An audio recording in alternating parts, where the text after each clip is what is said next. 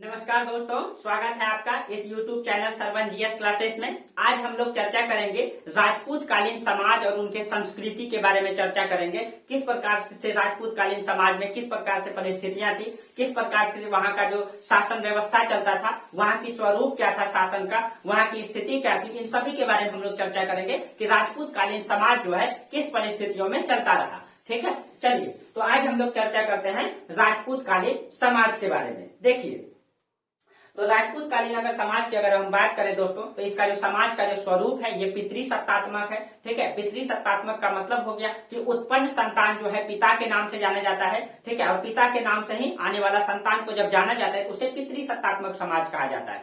जबकि ऐसे समाज जिसमें जो है महिलाओं का वर्चस्व रहे, महिलाओं के नाम से जो है पिता के जो है आने वाला जो संतान है वो माता के नाम से जाना जाता है, तो उसको मातृसत्तात्मक समाज कहते हैं। ठीक है, तो चलिए, तो यहाँ का जो समाज का जो स्वरूप है, ठीक है, समाज का जो स्वरूप है ये स्वरूप है पितृसत्तात्मक है। पितृसत्तात्मक है, यानी कि उत्पन्न संतान पिता के नाम से जाना जाता है। ठीक है, और अगर हम स्तरीकरण के बारे में बात करें दोस्तों, स्तरीकरण का मतलब समाज कितने भागों में विभाजित था, तो समाज का स्तरीकरण की अगर हम बात करें तो समाज जो है वर्ण व्यवस्था पर आधारित था। ठीक है, और वर्ण व्यवस्था अगर हम देखिए किसी भी समाज में अगर हम चर्चा करते हैं तो समाज के अंतर्गत क्या क्या पढ़ा जाता है, स्त्री की दशा, खान पान, मनोरंजन के साधन, समाज का स्वरूप क्या है, समाज का स्तरीकरण क्या है, इन सभी को हम लोग समाज के अंतर्गत पढ़ते हैं। ठीक है, तो समाज के अंतर्गत हम स्वरूप देखें तो पितृसत्तात्मक है, लेकिन अगर हम स्तरीकरण की बात करें, ठीक है, स्तरीकरण में हो गया कि समाज का विभाजन किस आधार पे हुआ है। ठीक है, तो यहाँ पे ये दिखाई देता है कि जो समाज का विभाजन है ये वर्ण व्यवस्था पर आधारित है, और यहाँ वर्ण व्यवस्था में कठोरतम नियम लागू हुए दिखाई देते हैं। ठीक है, वर्ण व्यवस्था यहाँ पे, क्योंकि ये जो राजपूत थे इसका कठोर नियम लागू किए थे। देखिए, इसमें वर्ण व्यवस्था में हम लोग जानते हैं कि 4 वर्ण होते हैं। एक आपका ब्राह्मण होता है, ठीक है, दूसरा आपका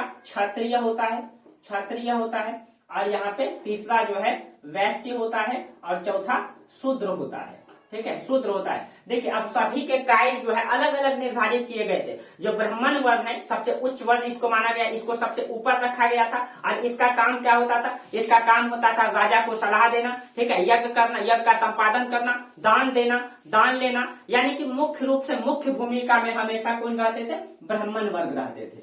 ठीक है, यहाँ पे ब्राह्मण वर्ग रहते थे। इनका कार्य क्या था, ये सबसे उच्च, ये शिक्षा ग्रहण करना इसी का काम था इस समय। ठीक है, शिक्षा ग्रहण करना, दान देना, दान लेना, कर देना, राजा को सलाह देना, यानी कि ये पुरोहित की भूमिका निभाते थे। ठीक है, और क्षत्रिय जो है राजा होते थे। ठीक है, क्षत्रिय का मूल कर्तव्य क्या होता था, जनता की सेवा करना। ठीक है, अब देखिए जो क्षत्रिय होते थे इसमें क्षत्रिय का मूल कर्तव्य होता था जनता की रक्षा करना या सेवा करना, जनता की रक्षा करना। इसको जो है यहाँ पे इसकी स्थिति मजबूत कंडीशन में दिखाई देती है। ठीक है, यहाँ पे इसकी स्थिति जो है मजबूत कंडीशन में दिखाई देती है। यहाँ इनका काम होता था जनता का रक्षा करना, लेकिन ये राजपूत कालीन जो समाज है दोस्तों, मतलब राजपूत कालीन समाज जो था कुछ मतलब और ही था, कुछ और ही का मतलब यहाँ के जो क्षत्रिय बहुत ही अलंकारी किस्म के दिखाए गए, लेकिन कहीं कहीं यहाँ पे अलंकारी किस्म का मतलब जो है इसको बहुत वीर योद्धा लिखा गया है। इसके बारे में मतलब की धनुर्धारी इनको बताया गया है। ठीक है, क्योंकि यहाँ पे दोस्तों दरबारी प्रकार के मतलब की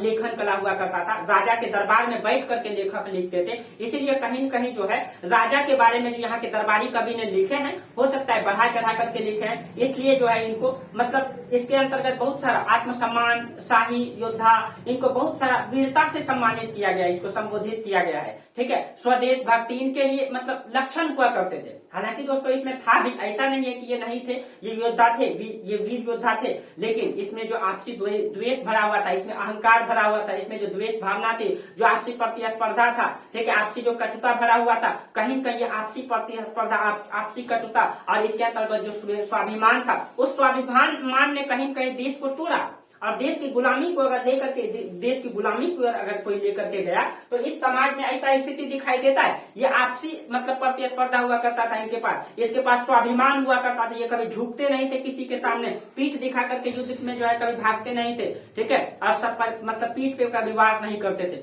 वास्तविक में ये स्वाभिमान सही है दोस्तों, लेकिन युद्ध जो है हर परिस्थिति में रणनीति से लड़ा जाता है। ठीक है, और कई सारे शासक इसका इन लोगों का यही स्वाभिमान का फायदा उठाए, और जिस कारण से इस समय मुगल का आक्रमण हुआ और हिंदुस्तान में विदेशी सत्ता काबिज किया। ठीक है, तो यहाँ पे इनका यहाँ जो क्षत्रिय वर्गों को दिखाया गया है कहीं के अलंकारित किस्म का दिखाया गया है। ठीक है, अलंकारिक किस्म का दिखाया गया है। ठीक है, इसको कहीं कहीं बढ़ा चढ़ा करके इसको समाज का रक्षा की ओर से कहीं कहीं और कुछ दिखाने का प्रयास किया गया है। ठीक है, अब देखिए, और यहाँ पे तो ये हो गया आपका क्षत्रिय की स्थिति ये था, और वैश्य और शूद्र को यहाँ पे बराबर रख दिया गया है। ठीक है, राजपूत काल में ये दोनों वर्गों को इस समय लगभग समान रखा गया है। ठीक है, यहाँ के इतिहासों में लगभग दोनों को कृषि कार्य से जोड़ा गया था, लेकिन वैश्य को कृषि के साथ साथ व्यापार वाणिज्य और पशुपालन भी करने का भी अधिकार था। यानी लेकिन कहीं न कहीं अगर कृषि कार्य से अगर शूद्र को जोड़ा जाएगा, ठीक है, देखिए इन दोनों वर्गों को लगभग समान यहाँ रखा गया है, समान रखा गया है, और दोनों का कार्य क्या था, कृषि करना। लेकिन वैश्यों को कुछ अधिकार था, कृषि के साथ साथ ये व्यापार वाणिज्य, व्यापार और पशुपालन भी कर सकता था, पशुपालन भी कर सकता था। देखिए दोस्तों, यहीं पे देखिए इस समाज में शूद्र वर्गों को कहीं कहीं ऊपर उठाने का प्रयास किया गया, और यहाँ पे वैश्यों की स्थिति को गिरता हुआ दिखाई दे रहा है इस समाज में। तो इसमें देखिए शूद्र वर्गों को जब कृषि कार्य से जोड़ेगा तो इसकी समाज में इसकी अर्थव्यवस्था क्या हो जाएगी, मजबूत हो जाएगी। यानी समाज का भी अर्थव्यवस्था मजबूत होगा और इसकी भी अर्थव्यवस्था मजबूत होगा, और इसकी अर्थव्यवस्था जब मजबूत होगा तो ये जो आर्थिक रूप से संपन्न हो जाएंगे। और कोई भी व्यक्ति जब आर्थिक रूप से संपन्न हो जाता है तो वो समाज में अपना अधिकार मांगता है, समाज में अपना सम्मान मांगता है, हर व्यक्ति को सम्मान चाहिए। ठीक है, तो यहाँ पे शूद्र वर्गों ने जो है इसका स्थिति जब ठीक हो जाता है तो इसको भी तो सम्मान चाहिए। तो यहीं पे दिखाई देगा कि 11वीं 12वीं सदी में इस समय क्या दिखाई देगा कि ये शूद्र वर्ग से और वैश्य वर्ग से अपने सम्मान के लिए, ठीक है, ये कर्मकांडियों के खिलाफ जो है कई सारे मतलब आंदोलन चलाएंगे, कई सारे आंदोलन चलाएंगे। अब देखिए इसमें वैश्य वर्ग मतलब कि वैश्य वर्गों को यहाँ दिखाई दिया जाएगा, इनकी आर्थिक व्यवस्था जब ठीक हो जाती है, यहाँ पे जब वैश्य वर्गों को व्यापार वाणिज्य से जोड़ा, पशुपालन का भी अधिकार दिया, ठीक है, कृषि का भी अधिकार दिया, तो ये आर्थिक रूप से संपन्न हो गए। और यहाँ पे दिखाई देंगे ये जमींदार वर्ग में शामिल हो जाते हैं। ठीक है, ये जमींदार हो जाते हैं, ये जागीरदार हो जाते हैं। ठीक है, जागीरदार हो जाते हैं, कहीं कहीं इसकी अर्थव्यवस्था क्या हो जाती है, मजबूत हो जाती है। इसको भी सम्मान चाहिए अब, ठीक है, इसको भी सम्मान चाहिए। और 11वीं 12वीं सदी में व्यापार वाणिज्य में जो है वृद्धि भी दिखाई देती है। 11वीं 12वीं सदी में वाणिज्य व्यापार में वृद्धि हुई, क्योंकि वैश्य वर्गों को जो है व्यापार वाणिज्य से जोड़ा गया, शूद्र वर्गों को भी इसमें शामिल किया गया। ठीक है, अब देखिए सामंत और जमींदार, अब यहाँ पे जो है वैश्य वर्ग और शूद्र वर्ग ये भी सामंत के जमींदार हो गए ना, सामंत के। और कहीं कहीं जब सामाजिक परिवर्तन आएगा, इनकी अर्थव्यवस्था ठीक होगा, सामाजिक परिवर्तन आएगा, तो ये जाति कहीं कहीं जो है जो कठोरता का नियम था, यानी कि शूद्रों को जो अधिकार कम दिया गया था, ये जब आर्थिक रूप से संपन्न हो जाएंगे तो ये भी अपना अधिकार मांगेंगे। और इसी समय आपको दिखाई देगा कि मतलब सख्त धर्म में जो है चारवाक क्षेत्र में, चारवाक जैन ये सब धर्म वाले लोग जो है जाति व्यवस्था के विरुद्ध आंदोलन करेंगे। ठीक है, तो इसी में दिखाई देगा आपका चारवाक दर्शन, चारवाक जैन, ठीक है, चारवाक जैन शक्त, ये सब के सब जो है जो धार्मिक कर्मकांड है इसके खिलाफ क्या, इसके खिलाफ आंदोलन करेगा। और इसी समय धर्म में सुधार का आंदोलन शुरू होगा। ठीक है, जिसे निर्गुण भक्ति शाखा कहते हैं, जिसमें आपका जो है कबीर, रैदास, ये सब के सब सगुण भक्ति और निर्गुण भक्ति शाखा से संबंधित है, जिसमें कबीर थे, रैदास थे। ठीक है, यही सब सगुण भक्ति शाखा से थे। और निर्गुण भक्ति शाखा से जो है सूफी आंदोलन, ये सारे आंदोलन दिखाई देगा आपको। ठीक है, ये सारे आंदोलन दिखाई देगा। ठीक है, तो कहीं कहीं यहाँ पे शूद्र और वैश्य वर्गों को जब इसी से जोड़ा जाएगा तो इसकी स्थिति जब ठीक हो जाएगा तो ये जो मतलब जो धर्म में जो कर्मकांड फैला हुआ था इसके खिलाफ ये लोग क्या करेंगे, आंदोलन करने का प्रयास करेंगे। और यहीं पे निर्गुण भक्ति और सगुण भक्ति शाखा में आंदोलन होगा। ठीक है, तो ये स्थिति जो है ब्राह्मण, क्षत्रिय, वैश्य और शूद्र वर्गों का दिखाई देता है यहाँ पे। ठीक है, लेकिन अगर हम बात करें कि महिलाओं की स्थिति इस समय क्या है, स्त्री दशा की अगर हम बात करें तो देखिए यहाँ पे स्त्रियों का जो है कि यहाँ पे सम्मान बहुत ज्यादा नहीं था। ठीक है, स्त्री दशा की अगर हम बात करें, ठीक है, स्त्री दशा तो यहाँ पे कहा जाता है कि स्त्रियों को बहुत ज्यादा सम्मान नहीं था, महिलाओं को यहाँ पे जो हतोत्साहित किया जाता था। देखिए जो राजपूत कालीन समाज है यहाँ पे स्त्री दशा बहुत मतलब निम्न स्तर के दिखाई देते हैं। इसका मतलब यहाँ ये है, यहाँ स्त्रियों का जन्म से उस जन्म को उचित नहीं समझता था। हर माँ चाहती थी कि एक वीर योद्धा यानी कि राजपूत में जो है पुत्र की संतान की प्राप्ति चाहता था। महिलाओं का जन्म को ही हतोत्साहित किया जाता था। यहाँ तक कि दोस्तों राजपूत कालीन समाज में कई सारे ऐसे कर्मकांडीय प्रथा चलता था स्त्री को लेकर के। कहा जाता है कि जब स्त्री का जब जन्म होता था तो सबसे पहले तो यहाँ पर्दा के पीछे रखा जाता था। दूसरा, जब जन्म हो जाता था समाज में उसको नीच मतलब दृष्टि से देखा जाता था। कई सारे ऐसे प्रथा था दोस्तों। कहा जाता है कि जब स्त्री का जन्म होता था पुत्री का जब जन्म होता था उसको दूध के हौदे में डुबा देने, मतलब डुबा के मार देने का प्रावधान चलता था। ऐसे ऐसे समाज में जो है कि कर्मकांडी प्रथा चलता था स्त्री को लेकर के। तो यहाँ स्त्री की स्थिति बहुत ठीक भी नहीं दिखाई देती है दोस्तों, यहाँ कर्मकांडी रूप में दिखाई देती है। ठीक है, इसको जो है सबसे पहले स्त्री को जन्म से ही हतोत्साहित किया जाता था। अगर स्त्री जन्म ले लेता था, ठीक है, तो इनको जन्म से जो है हतोत्साहित किया जाता था। और शिक्षा के बारे में बात करें तो इसको शिक्षा से वंचित रखा जाता था, समावर्तन संस्कार से इसको वंचित रखा जाता था। कुछ कुलीन परिवार के मतलब महिलाएं थी जो दोस्तों जिसने की शिक्षा ग्रहण किया था। ठीक है, अगर कुछ कुलीन परिवार से अगर हम मतलब कुछ कुलीन परिवार को अगर हम उदाहरण में लेंगे और उस आधार पे बोलेंगे कि महिलाओं को अधिकार था, तो ये उचित नहीं है, क्योंकि कुलीन राजा महाराजा के बेटा बेटियां पढ़ी करती थी, बाकी जो समाज में जो है शिक्षा से बिल्कुल वंचित था महिलाओं को। ठीक है, यहाँ पे जो है कुलीन परिवार की महिला में देखा जाता है भास्कराचार्य की पुत्री हुआ करती थी लीलावती। ठीक है, देखिए भास्कराचार्य, इसकी पुत्री हुआ करती थी लीलावती। ये जो है शिक्षा में अपनी योगदान दी थी लीलावती। ठीक है, ये कहा जाता है इसने जो है गणित में बेहद योगदान दी थी। ठीक है, इसके ऊपर लीलावती ग्रंथ भी लिखी गई है, यह गणित का ग्रंथ है। ठीक है, तो ये जो है गणित में बहुत निपुण थी, गणित में बहुत निपुण थी और गणित में इसने बहुत योगदान दी थी। इसके ऊपर गणित में मतलब कि लीलावती ग्रंथ का लिखा गया है, लीलावती ग्रंथ भी इसमें लिखा गया है। ठीक है, तो यहाँ पे और इसमें से देखिए इसमें एक और स्त्री का नाम आता है, उसका नाम है रूसा का उल्लेख आता है। यह एक प्रसिद्ध चिकित्सक हुआ करती थी। ठीक है, चिकित्सक, और इसने प्रसूति विषय पर जो है ग्रंथ लिखी थी। ठीक है, तो एक व्यक्ति हो जाए, एक महिला हो जाएगी लीलावती और दूसरा रूसा। और ये रूसा क्या है, ये चिकित्सक है। ठीक है, यानी उस समय ये चिकित्सक हुआ करती थी। ठीक है, चिकित्सक हुआ करती थी। इसने प्रसूति विषय पर जो है पुस्तक लिखी थी। इसने अरबी ग्रंथ का अनुवाद भी की थी। ठीक है, अरबी ग्रंथ का इसने अनुवाद भी की थी। लेकिन दोस्तों इन सभी उदाहरण से हम ये नहीं कह सकते हैं कि समाज में जो है स्त्रियों को सम्मान मिलता था, समाज में स्त्रियों को जो है कि स्थिति ठीक थी। ठीक है, उनको सम्मानित भाव से पेश किया जाता था, ऐसा बिल्कुल नहीं था, क्योंकि ये कुलीन परिवार की महिलाएं कुछ खास परिवार होती थी। ठीक है, जिनको शिक्षा का अधिकार था। ठीक है, प्रशासन में अगर महिलाओं की भागीदारी को दिखाया जाए कि प्रशासन में क्या महिलाएं भागीदार लेती थी, तो कुछ इसमें भी मतलब कि विशेष दिखाई देती है। कुछ विशेष महिलाएं हैं जिसमें प्रशासन में भागीदारी ली है, जैसे अमोघ वर्ष की पुत्री हुआ करती थी चंद्रबेल बेल्ला। ठीक है, देखिए ये कुछ चीज शिक्षा के क्षेत्र में ये दो महिलाएं हैं। ठीक है, दो महिलाएं हैं। अगर प्रशासन में अगर देखा जाए महिलाओं की स्थिति, तो देखिए प्रशासन में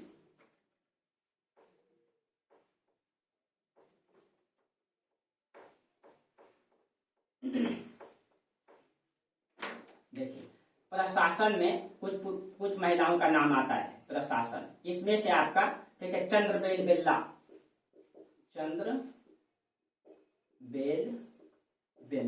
ये ऐसी महिला है जिसने प्रशासन में भागीदारी ली थी। और ये अमोघ वर्ष की पुत्री। ठीक है, इसको अमोघ वर्ष ने रायचूर दोआब का प्रशासिका बनाई थी।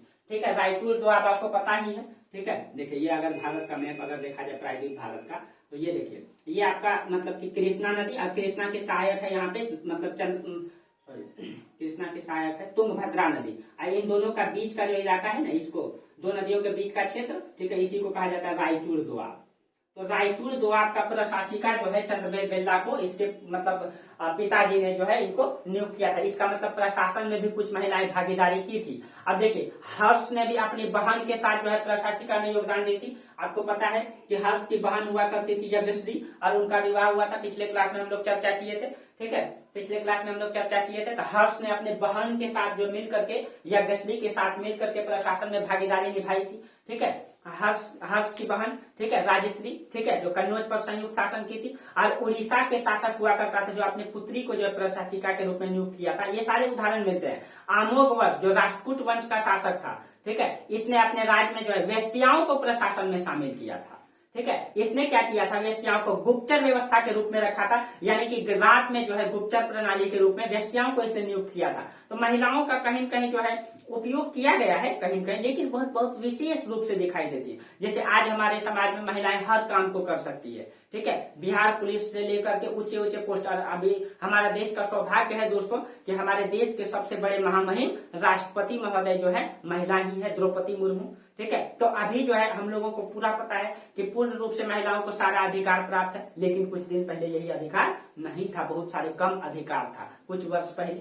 ठीक है। तो इस समय जो है महिलाओं को प्रशासन में भागीदारी दिया गया, लेकिन विशेष रूप में दिखाई देता है, विशेष रूप में दिखाई देता है। ठीक है। अब देखिए बाण भट्ट ने अपने ग्रंथ में जो है हर्षचरित्र में इसने जो है औरतों का एक समूह का उल्लेख किया है, जिसको जो है यामचेट्टिया कहा गया है। ठीक है, यामचेट्टिया कहा गया है, और इसके बारे में कहा जाता है अमोघ वर्ष ने अपनी पुस्तक हर्षचरित्र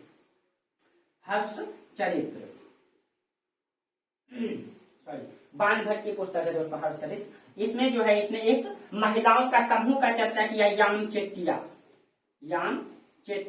ये यामचेट्टिया को बताया गया है कि ये ऐसी महिलाओं का समूह था जो गांव में जो है पहरा दिया करती थी रात में।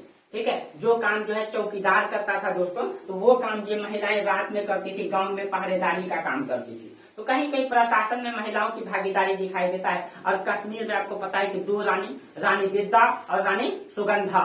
ठीक है, कश्मीर की बेहद ही योग्य महिला थी दोस्तों, बेहतरीन योग्य। ठीक है, आप लोग इसका इतिहास को उल्टा करके देखिएगा।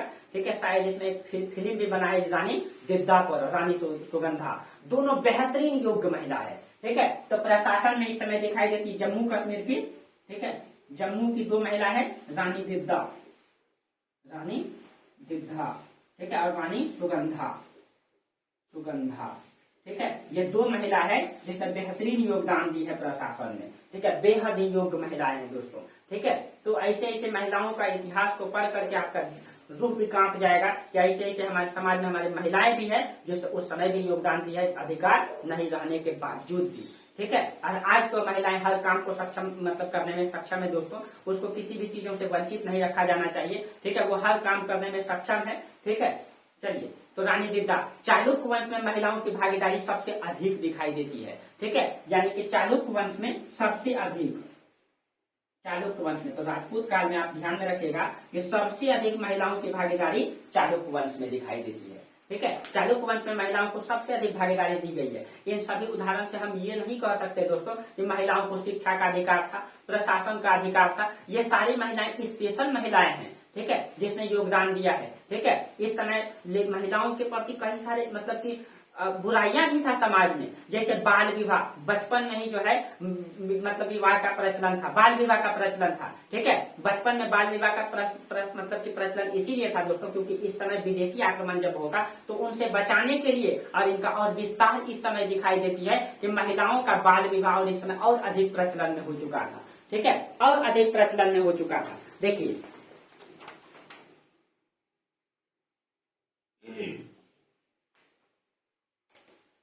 और अधिक प्रचलन में था, और इस समय समाज में कई सारी बुराइयां भी जन्म ले चुका था। लेकिन कुछ महिलाएं ऐसे भी था दोस्तों जिसने जो है विद्वता के क्षेत्र में जो अपने परचम लहराई है। ठीक है, उसमें से अगर हम देखें कुछ महिलाएं का ऐसा भी नाम आता है जो विद्वान महिलाएं के नाम आता है। ठीक है, उसमें देखेंगे एक महिला है भारती। ठीक है, एक महिला है भारती, इसका योगदान है जो बहुत ही विद्वान हुआ करती थी। ठीक है, इसके बारे में कहा जाता है कि जब शास्त्रार्थ हुआ था मंडन मिश्र और शंकराचार्य के बीच, ठीक है, शास्त्रार्थ हुआ था, यही शास्त्रार्थ की जज की भूमिका निभाई थी। ठीक है, शास्त्रार्थ की जज मंडन मिश्र और शंकराचार्य के बीच, शंकराचार्य, तो आपको पता है कि शंकराचार्य अद्वैतवाद दर्शन को दिए थे, और इसने ये कसम खाया था शंकराचार्य ने कि जितने भी जो वैदिक कर्मकांड के विचारधारा के लोग हैं उनको मैं तार्किक रूप से यानी कि शास्त्रार्थ में उसको पराजित कर दूंगा। ठीक है, और उसी में जो है मंडन मिश्र ने भूमिका निभाई थी। ठीक है, और इससे शास्त्रार्थ हुआ था कन्नौज में। ठीक है, तो उसमें जो है भारतीय जज की भूमिका निभाई थी, जज की भूमिका निभाई थी इसमें। तो कहीं कहीं अगर जज की भूमिका निभाई है, कहीं कहीं शास्त्रार्थ में निपुण है, तो एक योग्य महिला है, विद्वान महिला है। ठीक है, आइए भारती ये मंडन मिश्र की की पत्नी थी। ठीक है, ये मंडन मिश्र की पत्नी थी। तो जब कहा जाता है कि मंडन मिश्र इसमें पराजित हो जाता है, तब ये भारती कहती है कि देखिए अभी मेरी पति जो है कि अभी इस समय शायद विवाह नहीं हुआ रहता है, तो मेरे पति जो है अभी विवाहित नहीं है, इसलिए ये पराजित नहीं हुए हैं, अभी हम बचे हुए हैं। ठीक है, तो इसमें ये चीजें दिखाई देता है कि इसका मतलब है कहीं कहीं ये महिला विद्वान महिला थी। और दूसरी एक महिला थी राजशेखर की पत्नी थी अवंती सुंदरी। ठीक है, अवंती सुंदरी एक और महिला थी राजशेखर की पत्नी, राजशेखर की पत्नी थी अवंती सुंदरी।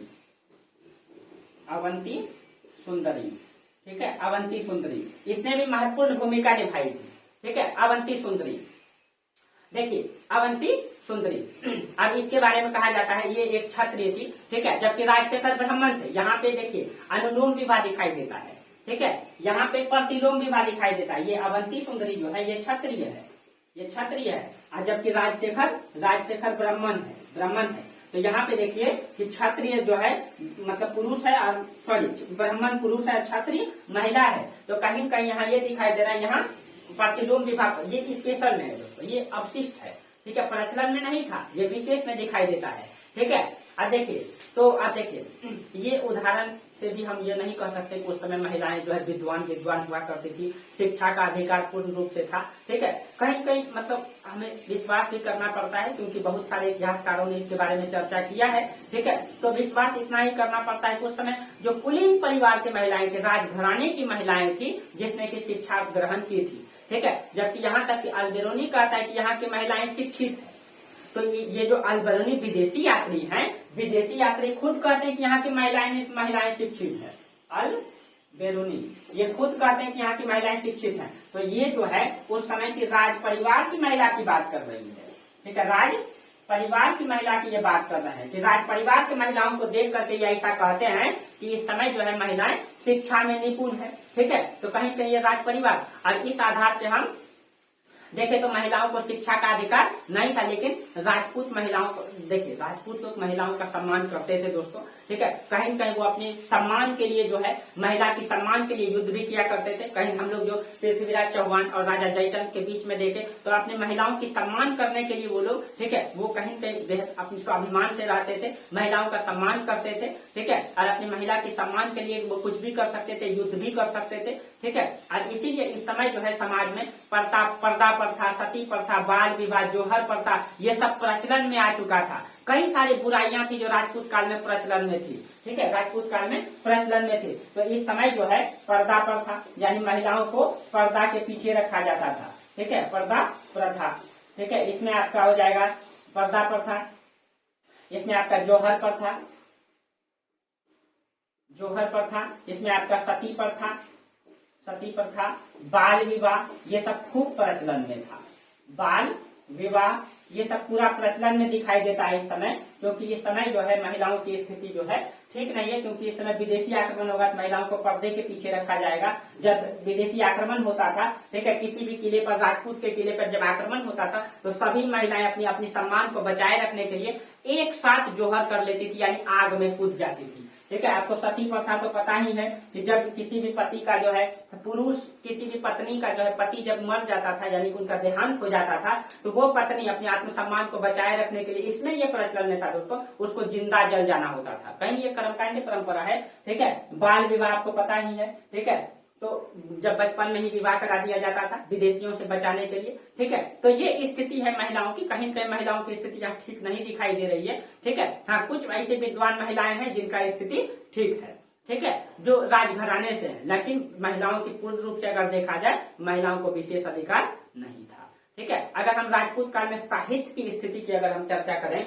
यहाँ साहित्य का किस प्रकार से विकास दिखाई देता है, तो देखिए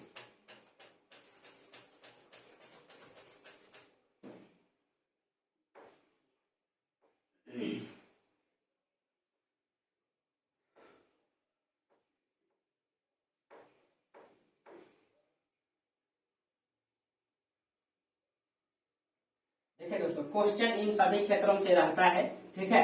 आर्ट एंड कल्चर से क्वेश्चन ज्यादा ही रहता है, ठीक है। इतिहास से तो क्वेश्चन कम ही उठाया जाता है, ज्यादातर क्वेश्चन आर्ट एंड कल्चर से ही रहता है। तो आप लोग क्वेश्चन को भी ध्यान में रख करके पढ़ाई करेंगे, इतिहास की जानकारी को लेकर के भी, ठीक है। और कहीं कहीं इससे ये भी जानकारी भी मिलती है कि समाज कैसा था उस समय, ठीक है, राजपूत काल में स्थिति कैसी थी, इन सभी के बारे में जानकारी भी प्राप्त होती है और क्वेश्चन भी इनसे पूछा जाता है, ठीक है, कहीं कहीं। तो इसको भी ध्यान में रखना है।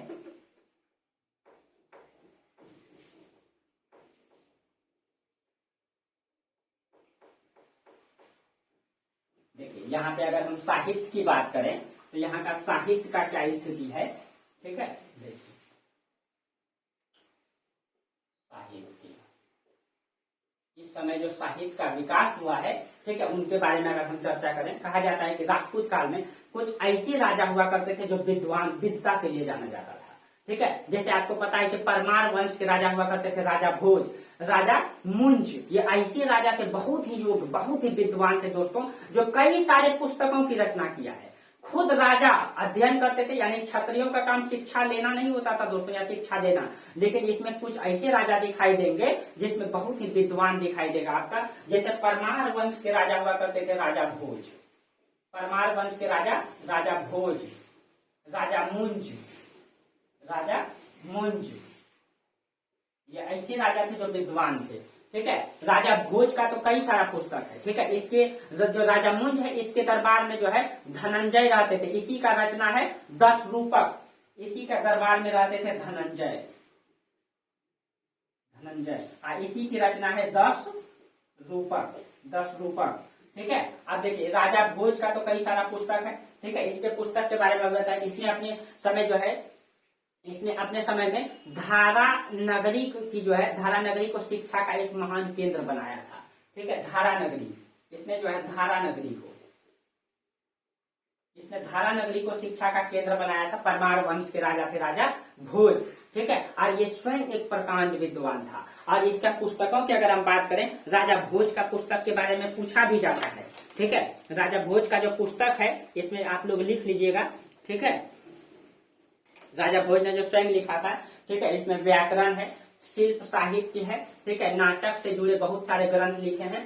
ठीक है, इसमें व्याकरण, शिल्प साहित्य, नाटक से जुड़े, इसमें देखिए इसका जो ग्रंथ है उसमें श्रृंगार प्रकाश, राज मार्तंड, युक्ति कल्पतरु, देखिए श्रृंगार प्रकाश, श्रृंगार प्रकाश, राज मार्तंड, राज मार्तंड, युक्ति कल्पतरु, युक्ति कल्प तरु, ये पुस्तक है इनका, युक्ति कल्प तरु, प्रकृत व्याकरण, कर्म शतक, प्रकृत व्याकरण, प्रकृत व्याकरण।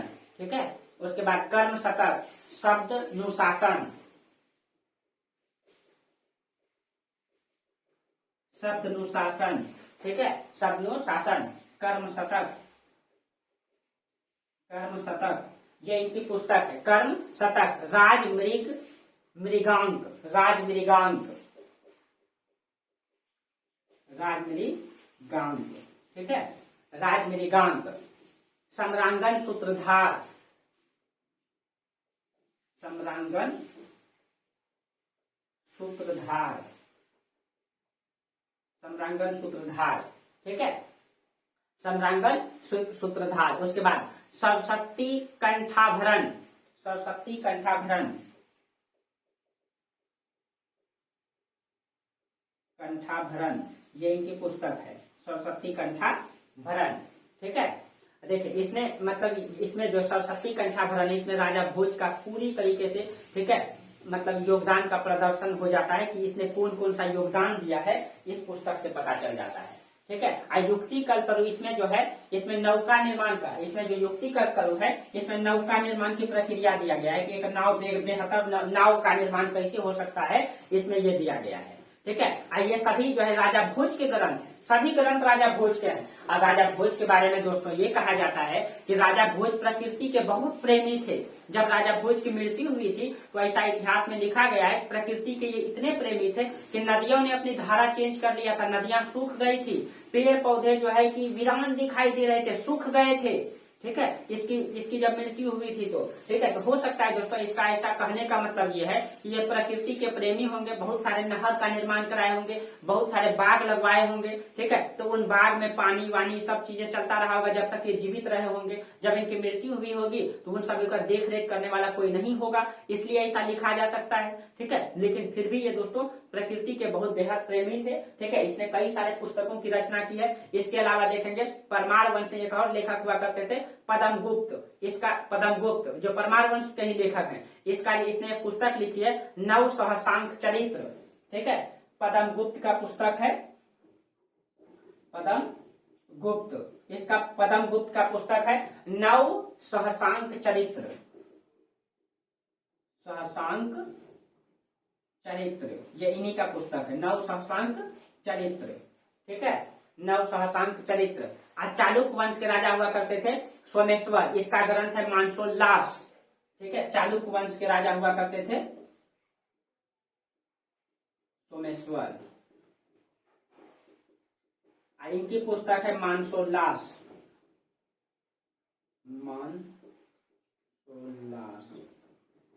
मानसोल्लास, ठीक है, मानसोल्लास सोमेश्वर का। ठीक है, जयानक ये चौहान वंश में था, और आपको पता है कि जयानक ने जो पुस्तक लिखी है पृथ्वीराज चौहान के बारे में। ठीक है, तो जयानक का है पृथ्वीराज विजय। जयानक ये चौहान वंश में रहते थे, इसने लिखा है पृथ्वीराज विजय, पृथ्वीराज विजय। और इससे भी जो है पृथ्वीराज चौहान की जानकारी मिलती है। अब पृथ्वीराज चौहान के दरबार में ही राजा हुआ, उसके दरबारी कवि हुआ करते थे, जिसने लिखा है पृथ्वीराज रासो।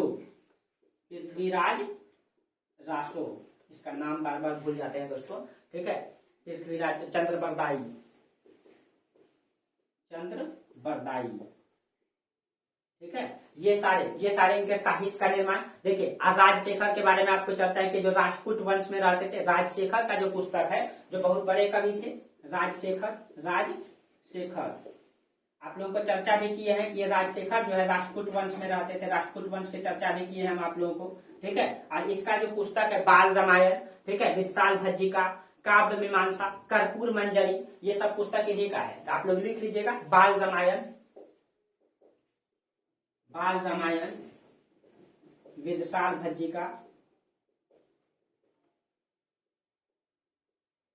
भज्जिका, ठीक है, कर्पूर मंजरी, ठीक है, कर्पूर मंजरी, और एक काव्य मीमांसा, आप लोग लिख लीजिएगा काव्य मीमांसा। ठीक है, और गुणाढ्य का भी रचना है, गुणाढ्य का वृहद कथा, आप लोग लिख लीजिएगा गुणाढ्य का वृहद कथा।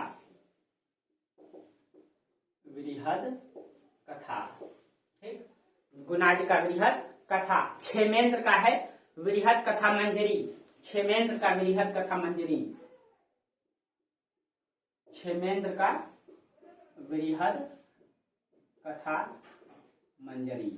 ठीक है, वृहद कथा मंजरी।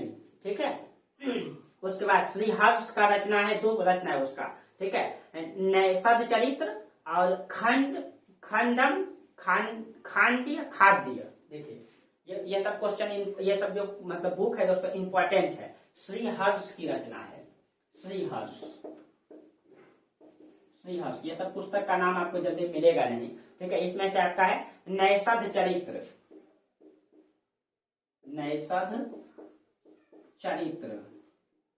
एक है आपका, एक है खंडम खांड्य खाद्य। देखिए, खंडम खांड्य खाद्य एक ही में जुड़ा हुआ है, ये सब एक ही में है, खंडम खांड्य खाद्य। ठीक है, ये सारे इसके समय के साहित्य हैं, जो ये सब के सब राजपूत काल के हैं।